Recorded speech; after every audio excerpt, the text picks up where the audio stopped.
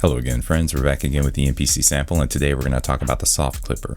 As always, if you guys happen to like my content, feel free to like and subscribe. Alright, so we have the same percussive track playing from the previous video. And what I'm going to do this time around is I'm going to implement the soft clipper. Once I implemented the soft clipper, you notice that the sequence got a little bit louder. Well, in reality, it was just a kick drum that got a little bit louder because, again, this is the component that seems to be devouring the mix. And that's what we're going to focus in on right now. I'm going to go into mute mode, and I'm going to mute all of my percussive elements with the exception of the kick drum. Now, let's go back to our parameters. We have a total of 6: drive, shape, mix. If I hold shift, I have true peak, real time, and post level. Drive is the amount of distortion or the amount of overdrive I want to apply to my kick drum, essentially pushing it beyond a specific gain threshold. Shape, it determines how I round off my peaks. I can either do it tangentially by way of a sine wave, or I can do it parabolically.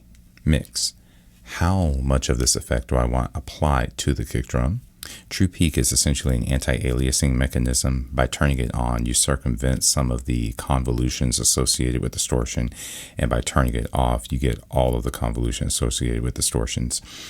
Which one do you want? It's really up to taste. Some of us like our distortions convoluted, and some of us like them more tamed. The next parameter is real time. It's measured in milliseconds.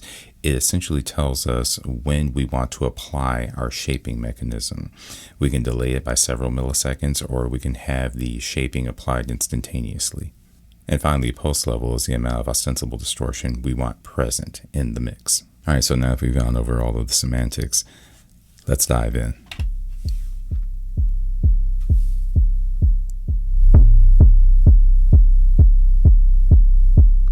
Apply a little bit of drive.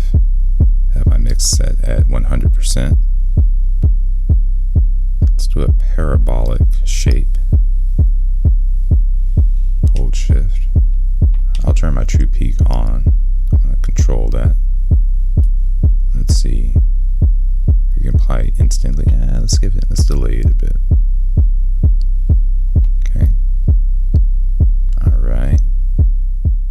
Let's down that level a bit.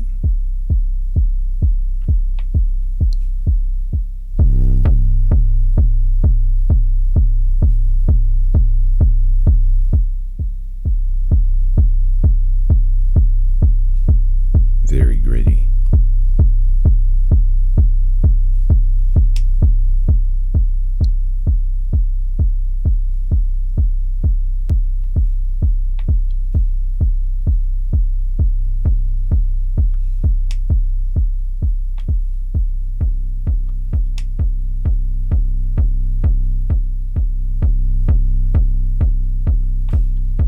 See how it sounds relative to the rest of the mix.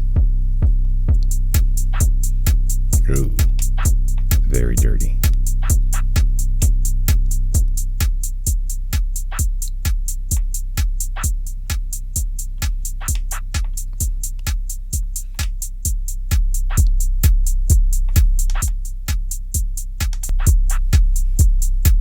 All right, so let's do a quick comparison.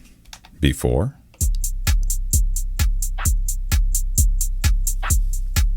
after.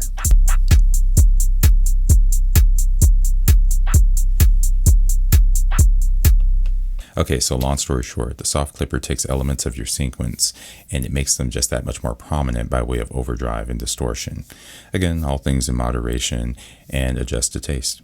And that pretty much does it for soft clipping.